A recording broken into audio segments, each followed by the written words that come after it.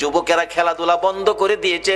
বাবা যুবকেরা গো, কারা আজকে সেই মাহফিলে বসে আছে গো বাবা? হাসাইন আর হুসাইন দুই ভাই জান্নাতি যুবকদের সর্দার হবে গো। ওই হাসাইন হুসাইনের ভালোবাসায় যদি বসে থাকো, আমার আল্লাহ হাসরের ময়দানে হাসাইন আর হুসাইনের নেতৃত্বে তোমাদেরকে জান্নাতি বানাইয়া দিবে।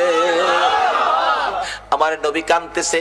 2 দিন পার হয়ে যায়, 2 রাত পার হয়ে যায়, 3 দিন যেদিন পার হয়ে যাবে, মদিনায় কারো চুলায় আগুন জ্বলে না, কারো পেটে খাবার যায় না, মার কুলের শিশুরা পর্যন্ত মার স্তনে মুখ লাগায় না।